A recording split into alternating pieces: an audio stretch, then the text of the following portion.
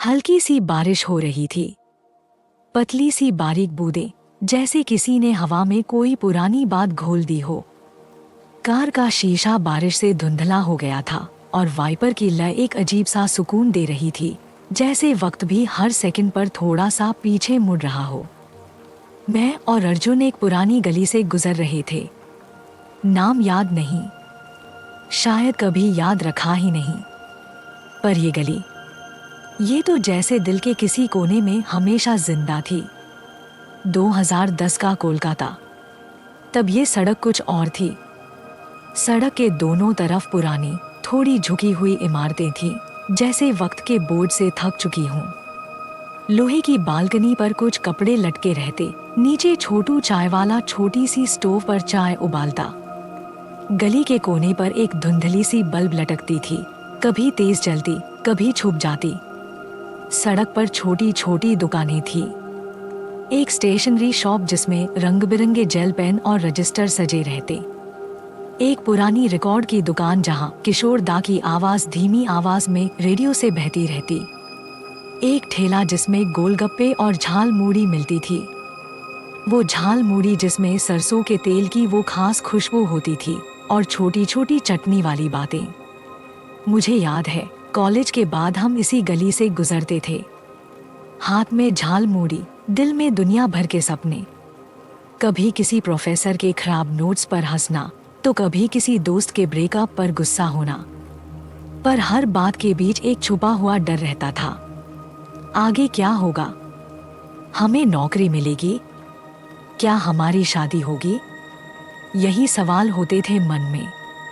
अर्जुन ने पूछा, तुम्हें याद है ये जगह? उसकी आंखों में वही पुरानी चमक थी जो पहली बार मुझे देखकर आई थी। मैं मुस्कुराई।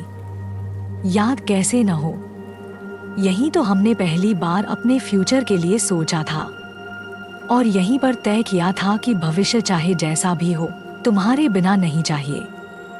खिड़की के पार देखते हुए मैंने कहा, याद है जब हम इसी गली में पानी के छींटों से बचते हुए चल रहे थे? अर्जुन हंसा।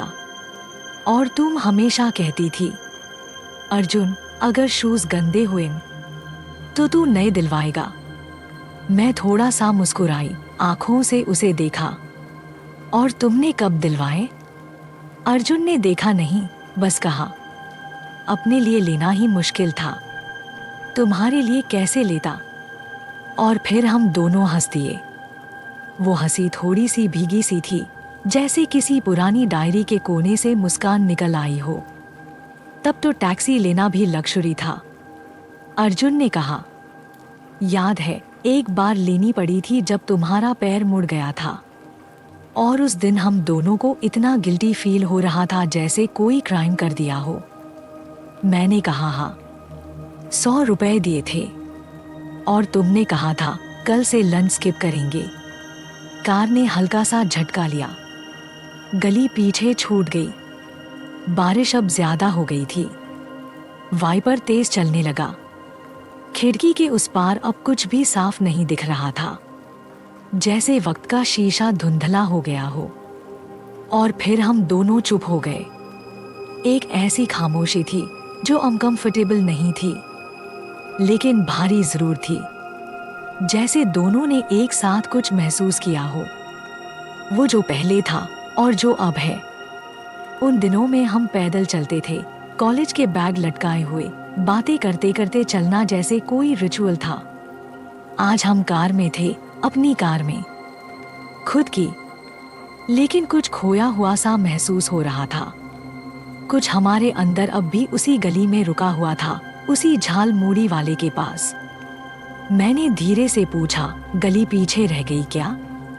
अर्जुन ने सिर्फ इतना कहा, हाँ, गली पीछे रह गई। और फिर चुप्पी।